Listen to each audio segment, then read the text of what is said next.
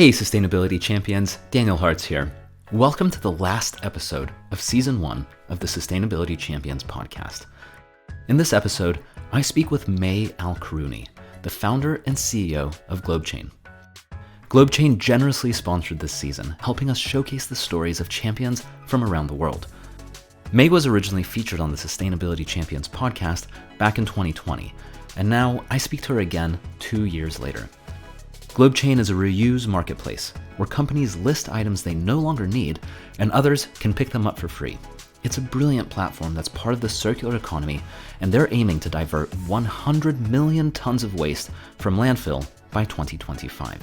May and I discuss Globechain's amazing growth over the last 2 years and their exciting plans moving forward. I hope you enjoy the episode.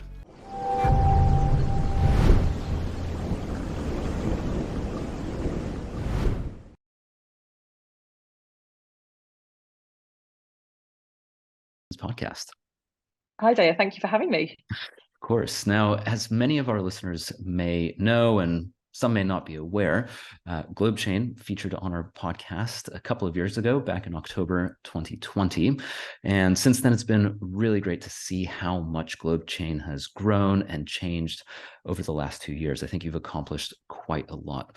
And we've been very thrilled and grateful as well to have Globechain sponsor this first season of the Sustainability Champions podcast. You've really helped us highlight and showcase sustainability entrepreneurs and champions from all around the world. Over the last 14 episodes, our audience has described, or rather has heard me describe, Globechain before and after every single episode. And so what I'd like to do is just actually hear it in your words, the description of Globechain, just as a way to start this little episode in terms of what's the elevator pitch for Globechain?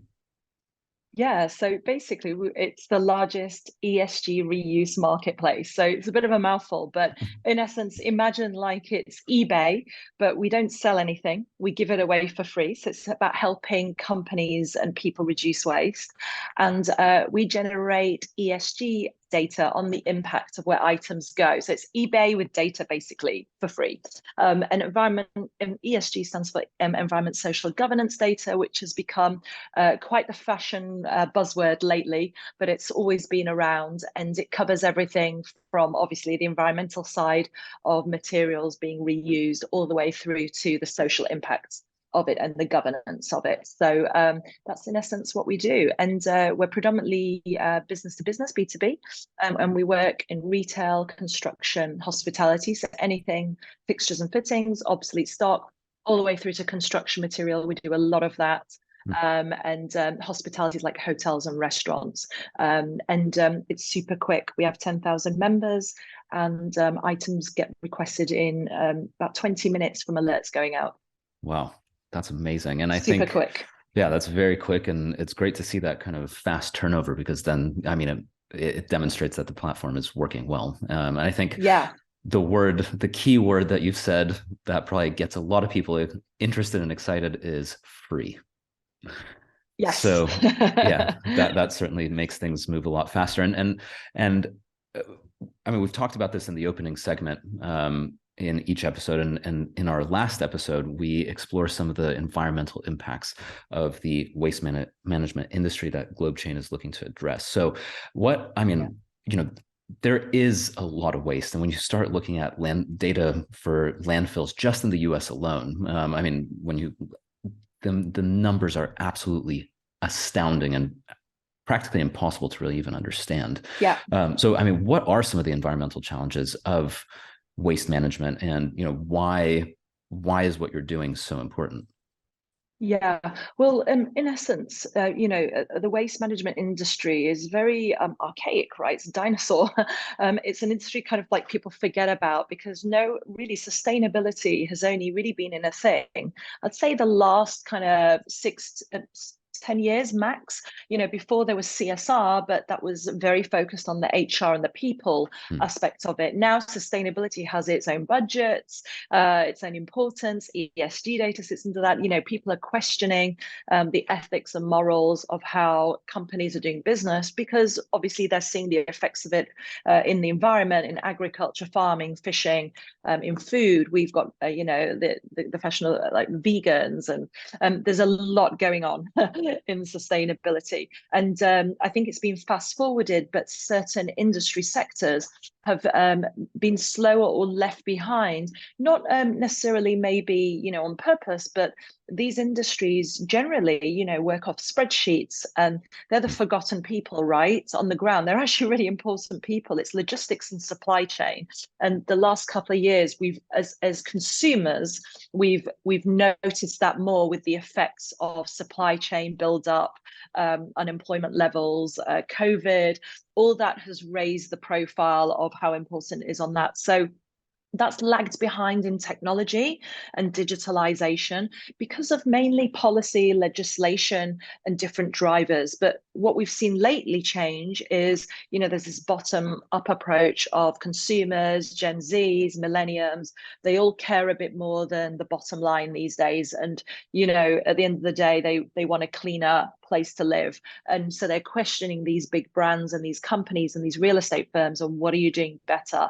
And resources are becoming scarcer, more expensive. So innovation is being forced into these sectors quite rapidly, especially the last couple of years we've seen, which is good, And so in the past, we saw a lot of resistance to it. Now it's a case of not really about budgets. There's budgets now available, whereas before there wasn't in sustainability.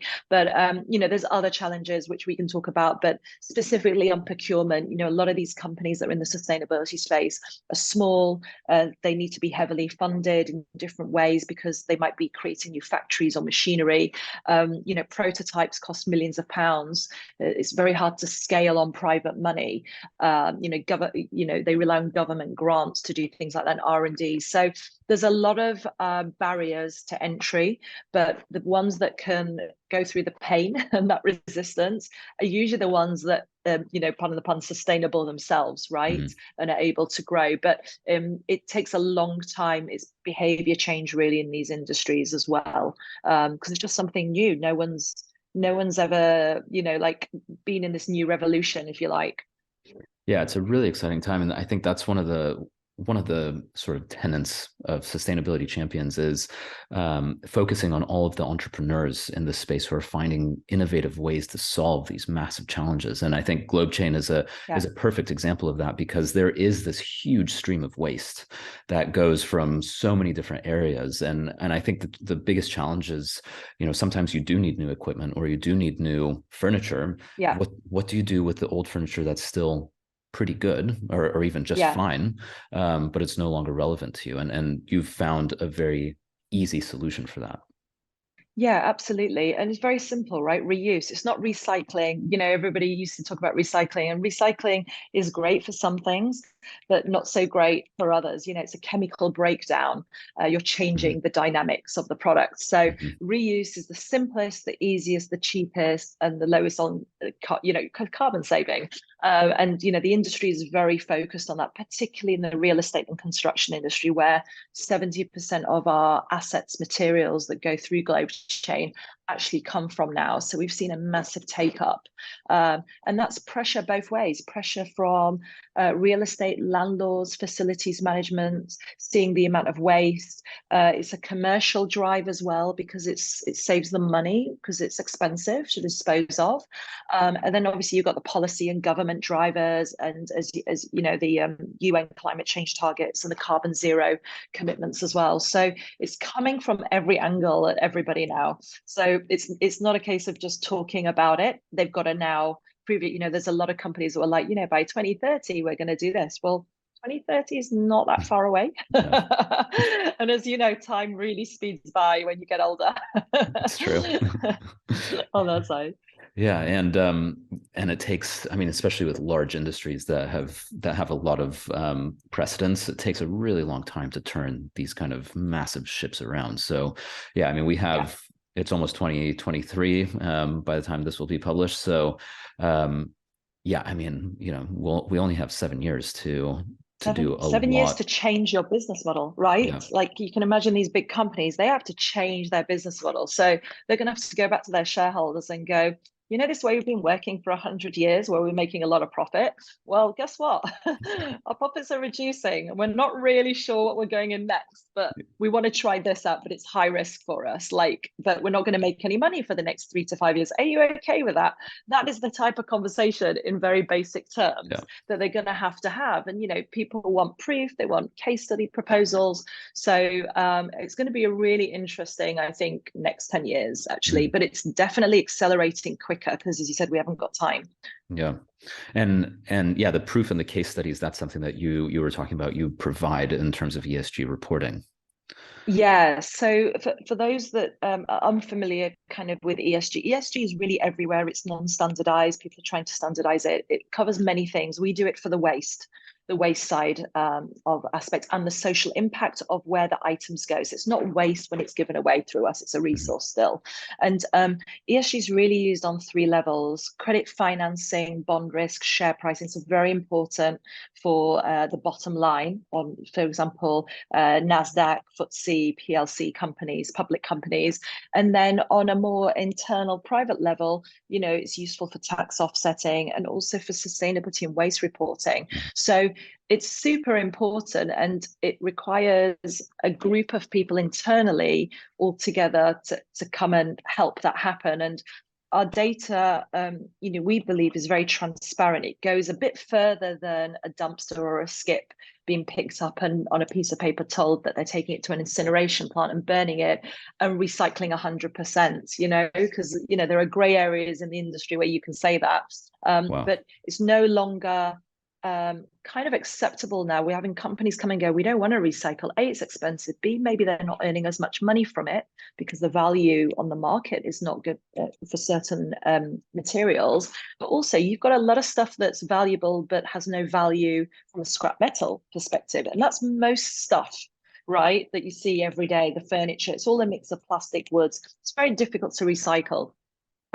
And that when that gets redistributed to the non-profits and small businesses, you're creating a domino effect. So not only do it's gone somewhere and it's saved you kilos diverted, but also we calculate things like, did it help with upskilling, employment levels, sustainable development goals? So all these things get collated in a report with machine learning in, but also the non-profit or the business that's taken the goods or the individual reports back and says, you know what, this really helped. Here's a picture, here's a video, this is a nice story. And what's really interesting is that motivates the giving client, the lister, right? The company. Whereas before they'd be like, I haven't got time, I haven't got storage, I'm just going to dispose of it. They're going to see this human interaction. I think that's really important. We forget that, there's that you're still human at the end of the day, and it's a waste, but you kind of got no solution. So it's kind of like the white elephant in the room, Yeah, I think it's one of those things where you had to get, as the business who needs to get rid of the stuff, you had to get rid of it anyway, and all of a sudden now, I mean, you are getting rid of it, which you were going to do anyway, but all of a sudden now you're creating this wonderful good feeling on the back of it, and it was sort of like we were going to do this anyway, but now all of a sudden a bunch of people are benefiting from our kind of, I guess, donation. It just completely changes the story as to what it is that they're doing. Before they were just getting rid of rubbish and just, and now all of a sudden, no, they're not. They're actually fueling the economy, helping people. And there's this, like you said, a positive feedback loop from the stories and information that the receivers are providing. Completely. We say, as a play on words, a new life from our unwanted stuff, right? And the new life could be the new life for the product, but actually it could be a new life for a family of 4 that didn't have a table to eat dinner around, or a single mom, or someone in domestic violence, or a homeless person that just got rehomed and didn't have kitchen units and cutlery and clothing, So you think those tiny things of you giving away a piece of artwork or a bit of carpet tile that's soiled is nothing, right? But that extra effort of you picking somebody that actually really needed it goes a long way, karmically, and data, shows the value of that secondary value goes beyond just monetary, How cool that you've created a platform that allows for that to happen. I mean, you must be really, really proud and excited. I imagine working on Globechain every day is so fulfilling and energizing.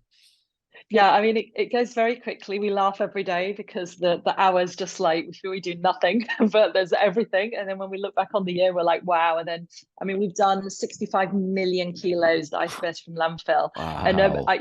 I can't explain, like when people are like, oh, do people reuse?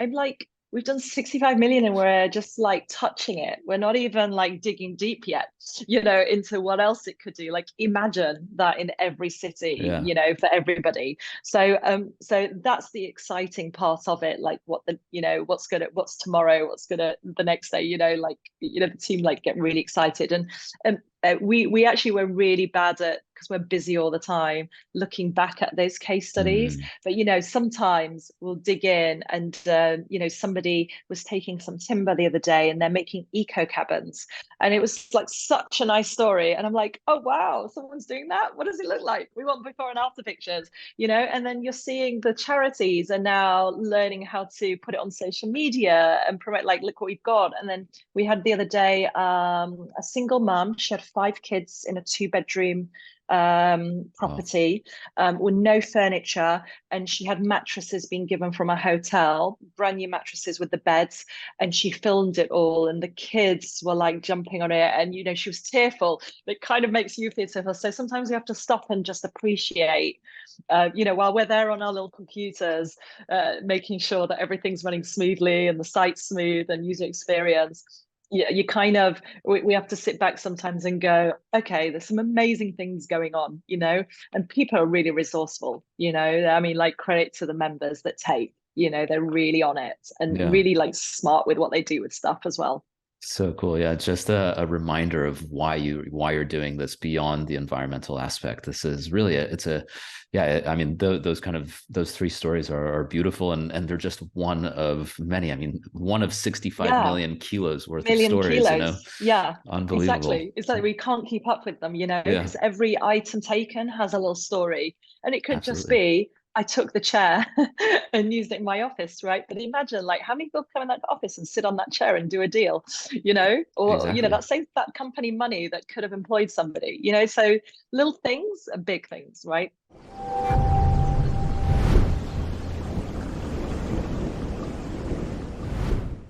100%. And back in 2020, when we last spoke, you had just been chosen or recently chosen by the Morgan Phillips Group as one of the 5 most influential female online entrepreneurs in 2019. And also, Globechain was listed in Forbes as one of the startups you should watch in 2019. So, following all Yeah. that recognition, I mean, you were just saying that things are really speeding up a lot over the last couple of years. What have been some of Yeah. the highlights that you've seen in terms of your growth? Or, I mean, some of these Yeah. stories are amazing, but what's kind of been big things that have happened in the Yeah. last couple of years? Well, we've doubled our revenue in Wow, the time of COVID. We grow our members by roughly 20% a month, which is crazy twenty because percent a people are just month. coming, month on month growth.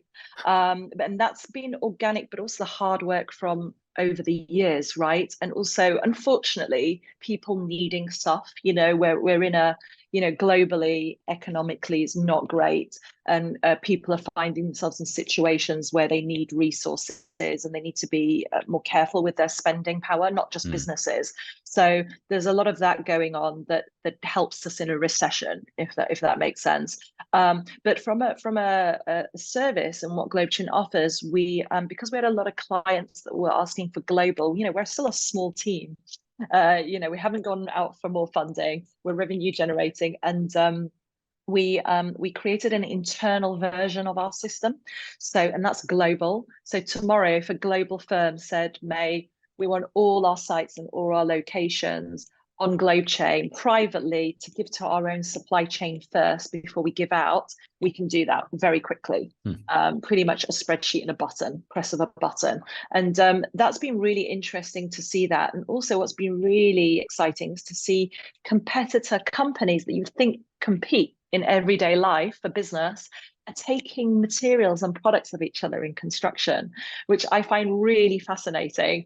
Suddenly they're friends and there's no competition there, right? But that's really nice to know that it's not about competing for the money. It's about, we need these resources and you're helping us and we're helping you in a non-competitive, neutral state.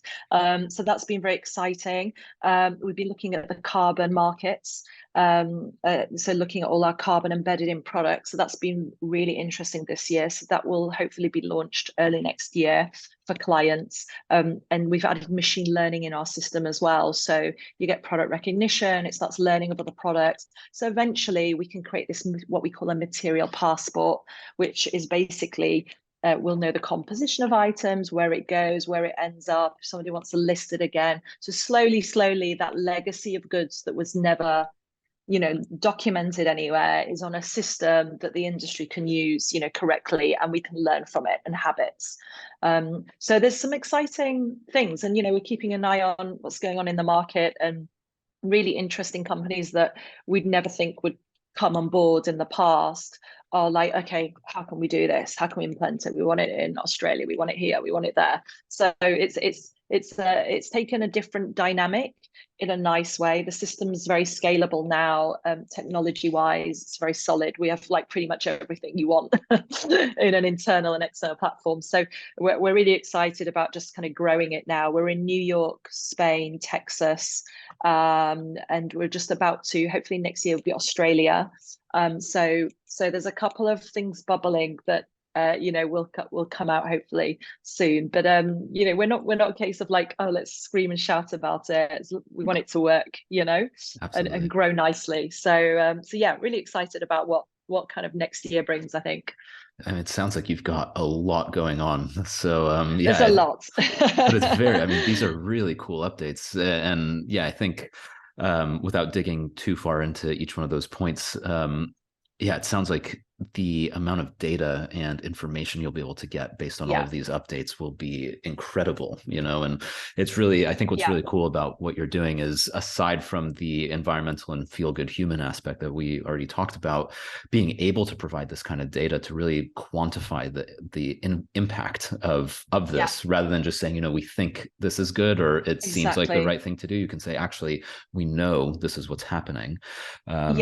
And I mean, that kind of information is invaluable, even if at the very moment you may not necessarily know how to use it or how it will be used. Exactly. And we only build data in that clients want each time. So the carbon's only come about the last year or two because clients have actually now wanted it. And, it's not just an algorithm where we've put a formula in that, we've had to do a life cycle analysis of pretty much our top like 50, 100 types of materials that go through. We've got 6,000 categories, so you can imagine we've got a long way to go with it. It's a lot of work, but eventually it will get less and less, right? But the fact that it's getting better and better, like more accurate data. Before, like, you probably didn't know what was in something, right? Like, it was just guesswork. And I, in the early days of Globechain, I refused to put on just like an algorithm for carbon because it was just giving a figure. We've helped 20 people, and there's no kind of how have we worked that out? Or we've planted one tree. You need to do it properly. I think in the era of like doing it properly, there's no point just saying it's done this amount of kilos. Like, how have you calculated that? And people will ask. People will ask, and you've got to start somewhere, obviously. But if you've got the ability and it makes sense for your business to dig deeper, is people are needing that. They're wanting that for serious reporting. So it has to get better. But someone's got to start with it, and it's a messy job, right? So, but there's a lot of people out there doing carbon reporting and data. So there's a lot of information out there, but it is about putting it and standardizing it a little bit, and making sure it's the same people are measuring it in similar ways. Yeah, I think that makes a lot of sense. And yeah, I mean, it seems like you can just keep digging deeper and deeper and deeper into the data. Oh, you can. And is it from the mining, or is it from the production? Where are you measuring the carbon for a mug, for example, that you drink tea out of? Like, is it from the minerals in the ground from when they mined initially the materials, or is it from the production in the manufacturing company to the packaging to the end consumer? So you've got to make a decision on where you impact the most in that process, I think. Otherwise, Yeah. you could be here for the rest of your life doing that. And I think, as you say, since it's client led, the data that the type of data and the amount that you provide, especially now with everything going on with, after COP and just the move towards net zero or carbon neutrality. Yeah, I mean, we're seeing a lot of organizations that are starting to focus more, not just on scope 1, but scopes 2 and 3. So meaning the emissions produced, with suppliers and beyond. So yeah, I imagine, like you said, you probably will be here your whole life, just digging deeper and deeper as the requirements get more and more strict.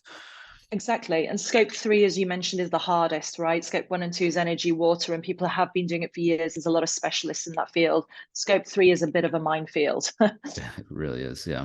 But yeah, we could talk about that. And people do talk about it forever, and that's the whole thing. But it's amazing to hear that you're moving in that direction and really providing that kind of data. One thing that as we're talking, I'm noticing about you personally, May, is that you are very smiley and you're very passionate about what you do. It makes me think that you're optimistic about the future and the environment. And possibly that's because of your work. Maybe it's because of other things you read. So, but why does Globechain make you optimistic about the future?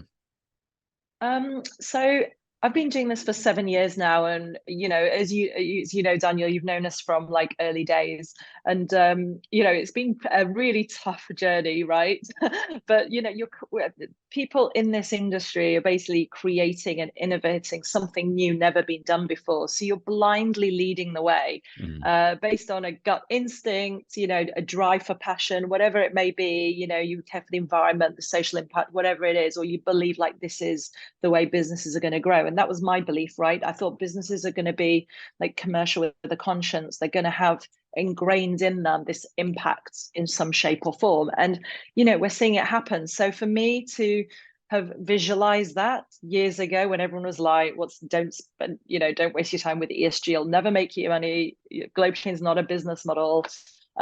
It's interesting to see it happen. So I think, people have to believe in good coming out of something, and things work in cycles, right? Not everything's going to work, but we see it from the corporations, right? Their Santu, and they are moving forward in that way, and the people working for these companies are being quite genuine. There's always going to be the ones that are greenwashing and think they can get away with it, and we saw that in the last few years.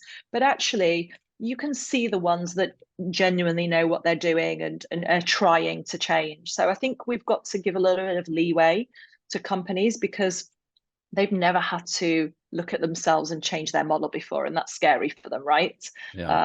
Big time. That's make or break. They'll probably go bankrupt anyway if they don't change in time, but they know that, and that's part of business and models and cycles of things. And I think we're in that kind of new industrial revolution, of being more conscious about how we work with the planet and the byproducts and the responsibility of it. So I am hopeful. I think I'm smiling just because I'm on adrenaline all day and I have too much coffee. I'm sometimes not smiling. There's a lot of frustrating times, but that's an entrepreneur for you, right? And business owners is up and down like every hour. So I'm smiling now. I might not be smiling in an hour, but no, just from an industry, I can't really fault how it's moving, and we've never been the type to wait for like government to change their policy to do something, and you'll find that real innovation will push the boundaries to a point, and then kind of government policy legislation kind of follows, but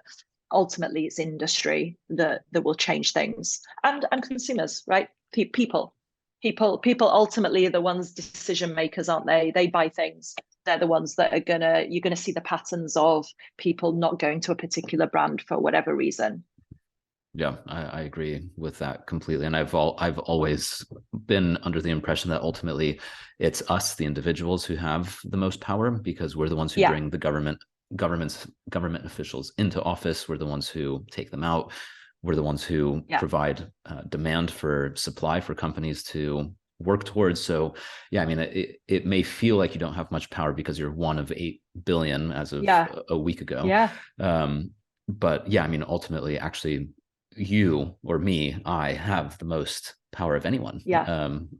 Yeah, we work together collectively that way. So that makes, I agree with all of that. And finally, for anyone who is looking to either give away some stuff, a bunch of stuff, a whole lot of stuff, or take some stuff, a bunch of stuff, or a whole lot of stuff, where's the best place for them to go to find Globechain?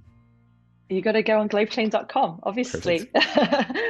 Yeah. And also, like, if you know, charities, volunteers, schools, it's not just you about listing items, right? We're trying to build networks, localized networks in different cities. So, the way, the beauty of Globechain is people come to us, because they hear about it from someone else and someone else. So it's the power again of me and you as individuals. We have the power to help and push things through. If you know a friend that needs something, like this morning, a friend of mine, she's had to move into a 1-bedroom apartment. Her kids are staying with her partner somewhere else, and she needs a new kitchen. I'm like, we have 3 on the website today. Like, go on it. But like, if she didn't talk to me, I wouldn't have known that, right? So tell everybody, whoever's looking for something, you can take for free, and you can list if you're doing a renovation. Yeah. And speaking about, how big companies can make, how one person can make a big difference with a big, what otherwise could look like a faceless corporation. I mean, if one of your friends is the CEO of a large organization and they said, you know what, we're buying a bunch of new office furniture, you could just have this one conversation to say, why don't you look on Globechain? And that one person can end up saving, millions of pounds potentially, and completely changing the way the organization functions. So that's the power of one person. Yeah, I mean, we a lot of us have jobs, right, in big companies. So someone knows someone that works in a company that will either dispose of stuff or need stuff. So yeah, just spread the word is the best thing. Yeah, well, again, May, thank you so much for your time. Thank you for being the sponsor for season 1 of the Sustainability Champions podcast, and thank you for all the work that you're doing with Globechain. And I, looking forward to the next 65 million kilos that Globechain does, probably in half the amount of time that you've done it so far. So best of luck with everything you're working on, and looking forward to hearing what's next. Absolutely. Thanks, Daniel. Thanks for having us.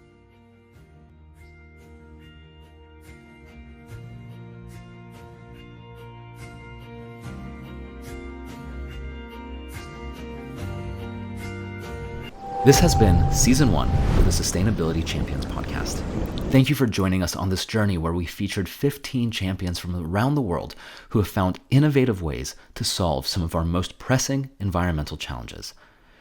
I'd like to thank our guests from this season: Maxime Gelman of Strudels, Cassandra Sjostrom of Atmosfu, Hital and Chirag Virani of Sparkle, Anthony Levy of Circularity First, Rachel O'Brien of Climeworks, Jack Prowse of Cortina Leathers, Mary Claire Maynard of Cluey Consumers, Yasmin Ben Meloud of Watersec, Cheryl and Chris Moore of Harmony Turbines, Mario Bauer and Simon Korn of Curtis Brothers, Michael Hirschhorn and Scarlett Tapp, creators of the Circular Design Glossary, Ryan and Justin Andrews of Reuse It, Devana Ng of The Invisible Company, Som Ray of Clip, and our sponsor, May Al-Karooni of Globechain. If you enjoyed listening to the podcast, stay tuned for future updates. Thank you.